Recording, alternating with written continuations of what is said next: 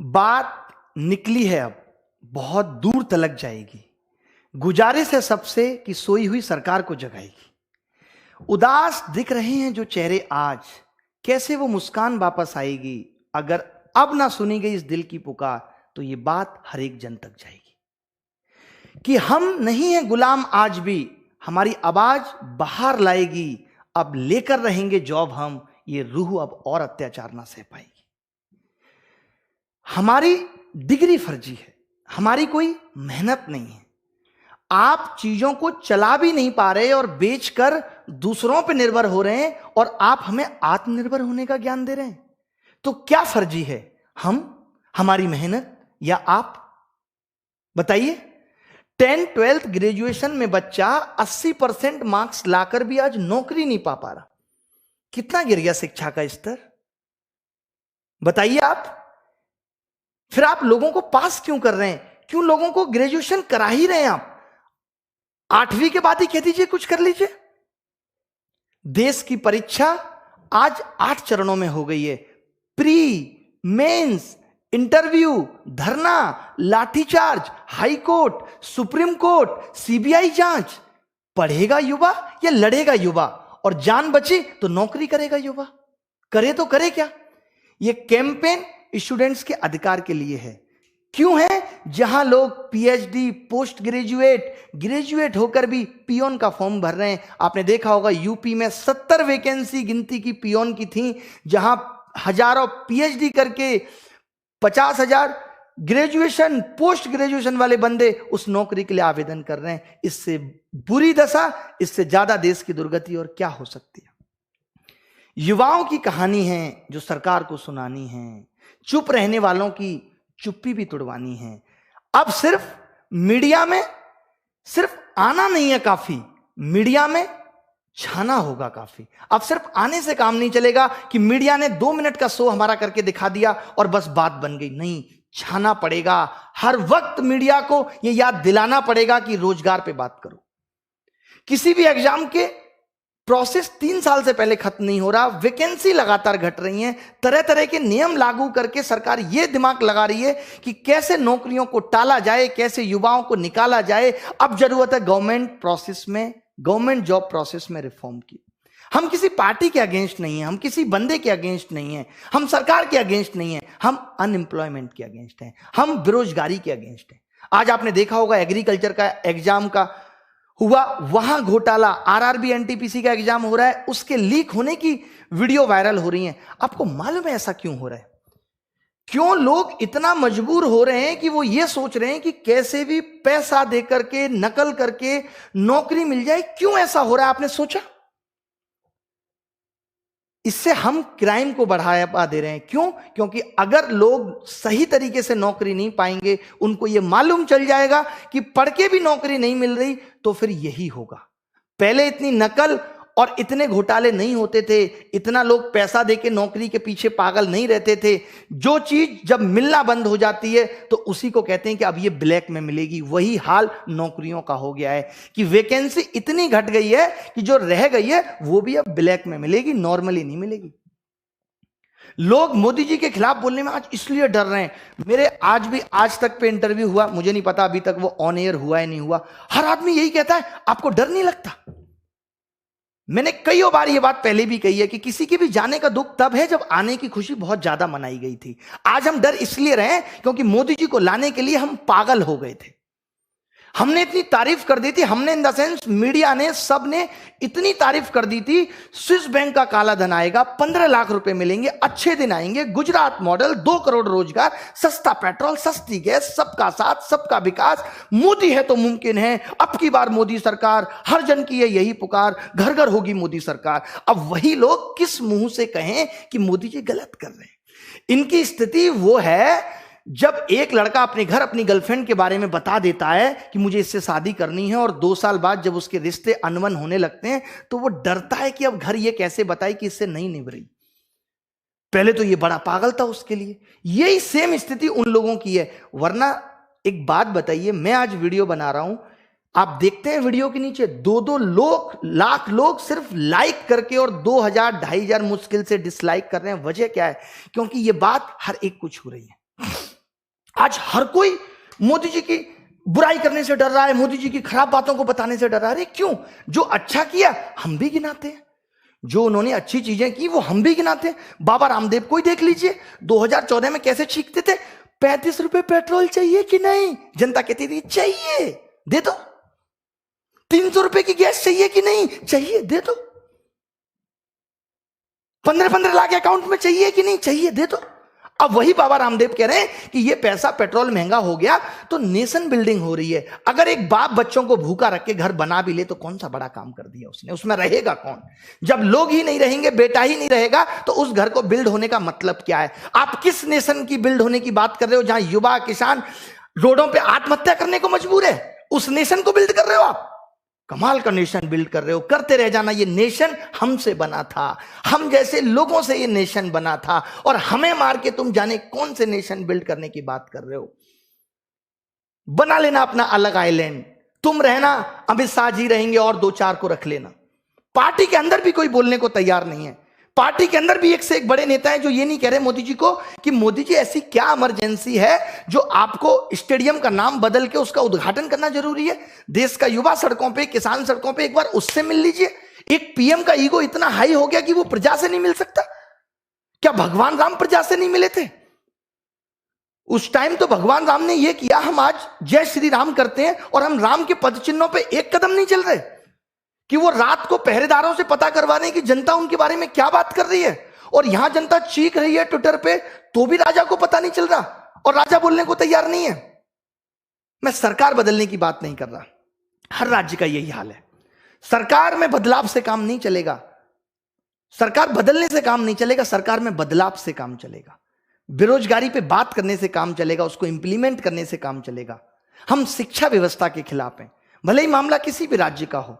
एक single tweet अगर Rihanna कर देती है फॉरेन सिंगर, तो पूरे देश का सिस्टम हिल जाता है, सेलिब्रिटी से लेकर के सरकार हिल जाती है। और यहां 5 मिलियन ट्वीट बेरोजगार ने कर दिए, युवा ने कर दिए, और सरकार की कोई प्रतिक्रिया नहीं आई। इससे ज्यादा शर्म की और दुख की बात क्या हो सकती है हमारे लिए? बताना उन लोगों को जो ये कहते हैं कि मोदी जी कहीं गलत नहीं है, कि ये कितना गलत था कि अगर 5 मिलियन लोग ट्वीट कर रहे हैं तो क्या सब गलत हो गए? तब तो उन सारे लोगों ने जिन्होंने वोट आपको दिया था वो भी गलत थे, और आपको चुना ये भी उनकी गलती थी, और आप खुद गलत हो। अप्रिशिएट करने में हम पीछे नहीं रहे। स्वच्छ भारत अभियान हमेशा सपोर्ट किया, लेकिन अब स्वच्छ भारत अभियान के साथ बेरोजगारी की समस्या का भी हल निकालने की आवश्यकता है। जब तक इस देश में, किसी भी देश में, अगर नागरिक को उसकी योग्यता के अनुसार काम नहीं मिलेगा, वो देश कभी स्वच्छ सुंदर देश हो ही नहीं सकता, असंभव है। पहले आपने वादा किया, वोट लिया, धोखा दिया, बेरोजगार बना के हमें छोड़ दिया, इसलिए लेके आए थे आपको। तो देश की महान सरकार से ये रिक्वेस्ट है कि वो ये बताने का कष्ट करे। लगातार हमारी ये कोशिश है कि जो लोग बेरोजगार हैं, जीवन जीने के लिए क्या करें। मां बाप आज अपने बच्चे को पढ़ाने से डर रहे हैं कि कहीं पढ़ लिख के भी मेरा लड़का बेरोजगार ना रह जाए, इससे अच्छा है कोई धंधा कर ले। क्या करे आदमी? आज 30 साल का युवा अपनी आंखों के सामने अपने मां बाप को बूढ़ा होता हुआ देख रहा है, बुढ़ापे में बीमारियों से गुजरते हुए भी देख रहा है, तड़पते हुए देख रहा है। क्या बीत रही है उसके दिल पे कि जो उनकी दवाई तक का इंतजाम ना करके पैसे मांग रहा है कि 300 रुपए मुझे दे दो। यह है असली ग्राउंड रिपोर्ट। मीडिया वालों, आप भी सुन लो। वो कौन सा न्यूज चैनल है, जी न्यूज, वो दिखा रहा है जहां 20,000 30,000 ट्वीट हुए, उसको तो हाईलाइट करके दिखा रहा है, और जहां 5 मिलियन ट्वीट हुए वहां बोलने को तैयार नहीं है ये जी न्यूज। ये मीडिया का स्तर है। देखना, अब तुम इन आंखों के सामने देखना, इस दिल से, लाखों लोगों के दिल से बद्दुआ निकल रही है। कहां तक जाओगे तुम? कोई नहीं बचा, किसी का घमंड नहीं रहा, सबका टूटा है। जिसने जो दिया इस संसार को, इस प्रकृति को, उसको वो वापस मिला है। जो तुम दे रहे हो वो तुम्हें वापस मिलेगा। कोई देखने वाला नहीं होगा। देखना, एक दिन वो वक्त आएगा। सुधीर चौधरी और ये तमाम तरीके के जितने भी एंकर हैं, उन सबको मैं कहता हूं कि मर जाओ शर्म से, लाज करो। जो आज तुम बेरोजगारी के मुद्दे को उठाने से डर रहे हो, उसको भी इनडायरेक्टली दिखाते हो कि भीड़ में दिखा दो, पता ही ना चले कि किस मुद्दे पे बात हो रही थी। ये वो दर्द है जो लाखों बच्चों का मैं फील करता हूं।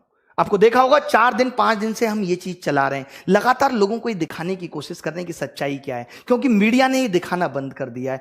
मीडिया ने लोगों का दर्द बताना बंद कर दिया है, लोग किस हाल से बेहाल हैं, परेशान हैं, ये बताना बंद कर दिया है। हमारी जिम्मेदारी बनती है, शिक्षित समाज की जिम्मेदारी बनती है कि लोगों की समस्याओं को सरकार तक पहुंचाए, और कोशिश कर भी रहे हैं, और वो कोशिश सफल भी हो रही है कि सरकार तक पहुंच रही है। बट तब क्या करें जब सरकार की मनसा ही नहीं है उसको ठीक करने की। लेकिन हिम्मत नहीं हारनी, मैं हमेशा कहता हूं, कोशिश करके देखिए, यहां खुदा मिल जाता है, ये तो नौकरी है। कौन कहता है कि उसका पता ही नहीं, ढूंढने की हद तक कोई गया ही नहीं, उस हद तक जाना है। अभी तो हम सरकार से सिर्फ विनती कर रहे हैं, रिक्वेस्ट कर रहे हैं कि 25 तारीख को सुबह 11 बजे हमारा ट्विटर कैंपेन है। आपको मालूम होगा कि इनकी आईटी सेल ने आज कोई भी हमारा हैशटैग ट्रेंड नहीं किया, तो इनकी रिपोर्टिंग इतनी ज्यादा है कि इतना ज्यादा रिपोर्ट कर रहे हैं। आप भी करो, आप क्यों पीछे हो? आप इन मीडिया चैनल्स को रिपोर्ट करो, इनको डिसलाइक करो, मोदी जी के चैनल को रिपोर्ट करो। जितने भी ये लोग जो हमारे लिए घातक बन रहे हैं और हमारी बात को नहीं सुन रहे, आप भी इनको रिपोर्ट करो। हर जगह लिखो मैं हूं बेरोजगार, नाम के आगे बेरोजगार लगाओ। कभी तो ये सुधरेंगे, कभी तो इनका दिल पिघलेगा, मजबूरी में पिघलेगा, क्योंकि जब तक ये कोई काम नहीं करेंगे, जब तक इनका किसी में फायदा या नुकसान नहीं है। जब इनको लगेगा कि ये युवा नुकसान पहुंचा रहा है, तब ये सोचेंगे, तब ये उस पर काम करने की कोशिश करेंगे।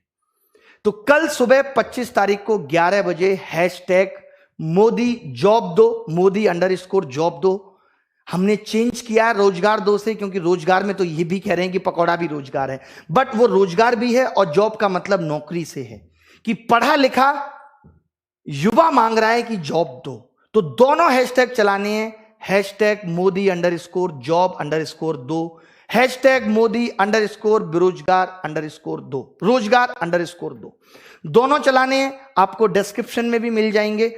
और इसके बाद अगर सरकार कल शाम तक, परसों तक इस पे कोई प्रतिक्रिया नहीं देती, तो आगे की क्या प्लानिंग होगी मैं आपको आगे बताऊंगा, क्योंकि अब पीछे हटने वाली कोई बात नहीं। मोदी जी से रिक्वेस्ट भी है, फिर हाथ जोड़ के कह रहे हैं कि सुन लो ये चीख और पुकार। आपको नहीं पता चल रहा है तो हमारे थ्रू सुन लो, समझ लो। मोदी जी के जो लोग हैं वो उन तक इस बात को पहुंचा दो। आज पार्टी में कोई बोलने को तैयार नहीं है, इतना खौफ है। हम भगवान से डरते हैं, उस ऊपर वाले से डरते हैं कुछ भी गलत करने से। गलत कर नहीं रहे, ना गलत मांग है हमारी। हम ये कह रहे हैं कि हमें हमारा हक दो। अगर हमने पढ़ा लिखा है तो हमें वो चीज दो जिसका आपने वादा किया था, और ऐसी कोई नई चीज नहीं मांग रहे। आपके भी सपने थे, आपने भी पूरे किए, हर एक आदमी के सपने। और ये हर सरकार से है, केजरीवाल सरकार से भी है कि सपोर्ट करो। तुम खुद सपोर्ट नहीं करते, क्योंकि तुम खुद वैसे ही हो। 2014 से अभी तक डीएसएसबी का रिजल्ट नहीं आया। सब सरकारों का, हर सरकार का यही हाल है कि उसको जॉब देने में आपत्ति है। अरे कह क्यों देते हो, क्यों कर देते हो ऐसे वादे? कोई तुम्हें वोट ना दे। तुम जिस क्षेत्र में जाओ, जिस एरिया में जाओ, देखें जनता क्या हाल कर रही है।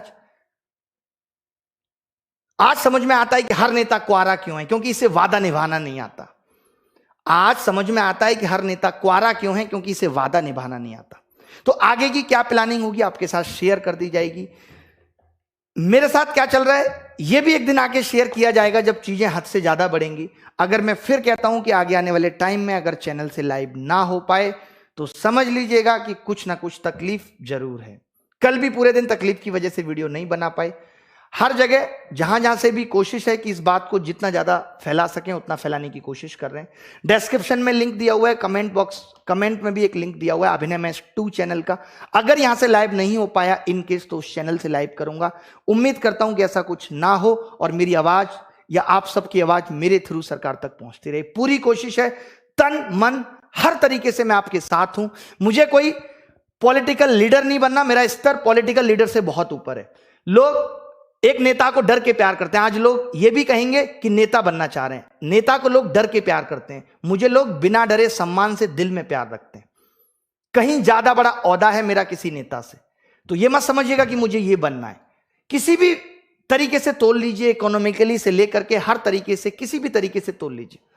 बस मेरा सुकून, मेरी सेटिस्फेक्शन इसी में है कि मैं ये चाहता हूं कि अगर मैं पढ़ा रहा हूं, आप खुद भी अगर एक दुकानदार होते तो ये समझ पाते कि जो इंसान आपके यहां से सब्जी लेके जा रहा है वो कभी बीमार ना पड़े, उसका जीवन अच्छा चलता रहे। जो लोग हमसे शिक्षा लेके जा रहे हैं, जिन लोगों को हम पढ़ा रहे हैं, टाइम जो अपना कीमती वो हमें दे रहे हैं, उसके बाद अगर उन्हें रोजगार ना मिले और जो रोजगार है भी वो भी गलत तरीके से गलत हाथों में चला जाए, तो इससे बड़ी बात हमारे लिए नहीं हो सकती अगर हम नहीं उठ के खड़े होते। मेरी सारी शिक्षक बंधुओं से भी ये रिक्वेस्ट है और आप स्टूडेंट से भी है कि अपने अपने टीचर को बोलो जो बिना मन से सपोर्ट कर रहे हैं।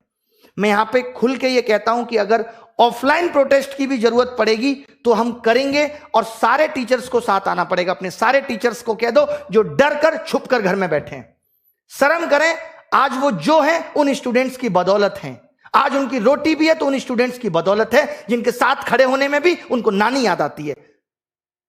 जितने भी हैं मुखर्जी नगर के स्पेशली टीचर, सबसे मेरी गुजारिश भी है, रिक्वेस्ट भी है कि बच्चों के साथ आके खड़े हो। आज बच्चों को जरूरत है तो दुबको मत, छुपो मत, डरो मत। डरपोक बन के जिंदगी नहीं चलती, डर से जीवन नहीं चलता। बंद करो भाई।